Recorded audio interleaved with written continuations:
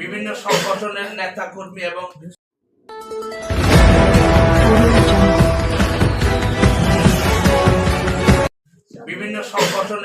কর্মী এবং প্রিন্ট মিডিয়ার বন্ধুদের প্রতি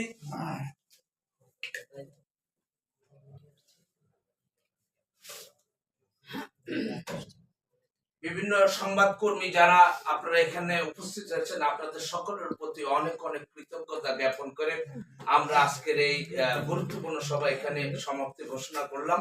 সকলের প্রতি জাগ্রত বাংলাদেশের পক্ষ থেকে আবার অনেক অনেক কৃতজ্ঞতা। আল্লাহ হাফেজ। বাংলাদেশ জিন্দাবাদ।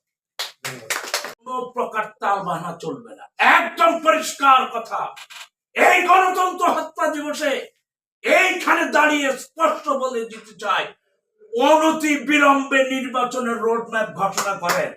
যদি না করেন, যে সংকট বাংলাদেশে সৃষ্টি হচ্ছে, এই সংকট থেকে পরিত্রাণের আর কোনো উপায় নাই।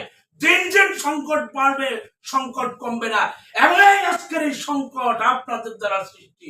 বৈষম্যের বিরুদ্ধে আন্দোলন করে আপনাদের দ্বারাই এদেশের জনগণ আজকে বৈষম্যের শিকার। সুতরাং সাবধান, যত দ্রুত পারেন যত খেলা খেলেন অসুবিধা। বাংলাদেশ গণতান্ত্রিক দেশ, যত দল নির্বাচন অংশ করতে পারেন আমরা অভিনন্দন জানাই, মোবারকবাদ জানাই। কিন্তু নির্বাচনের ব্যাপারে কোনো টালবাহানা সহ্য করা হবে না। অনতি বিলম্বে সরকারের প্রতি আমাদের সবিনয় অনুরোধ, নির্বাচনের রোডম্যাপ ঘোষণা করে এই দেশকে একটি স্থিতিশীল পর্যায়ে নিয়ে আসেন। একটি স্বাধীন সার্বভৌমত্ব দেশ হিসেবে আমরা যাতে মাথা তুলে দাঁড়াতে পারি, এই ব্যবস্থা বর্তমান অন্তর্বর্তীকালীন সরকারের প্রধান ডক্টর ইউনূসের প্রতি আমার জোর আহ্বান রইল। বন্ধুরা, আমার এই পর্যায়ে বক্তব্য নিয়ে আসছেন আজকের এই গুরুত্বপূর্ণ আলোচনা সভার বিপ্লবী সভাপতি শ্রীরাম। কিন্তু যখনই ডক্টর ইউনূস শপথ গ্রহণ করলেন, তখন আমরা ভিন্ন রূপ দেখতে পেলাম। আজকের এই আরে ভাই, একটা কথা আছে, মানুষ এত অকৃতজ্ঞ হয় কেমনি? মানুষের তো ন্যূনতম কৃতজ্ঞতা বোধ থাকে। আমি যদি আপনার পক্ষে কথা বলি, এটা তো নৈতিক কৃতজ্ঞতা বোধ থেকে আপনি আমাকে অভিনন্দন জানাবেন, ধন্যবাদ জ্ঞাপন করবেন। আমরা এইটুকু পর্যন্ত পাইনি। সেই সময় ঢাকা প্রেস ক্লাব কেন্দ্রিক যত প্রোগ্রাম হতো, আমরা তিনজন গিয়ে বসে থাকতাম।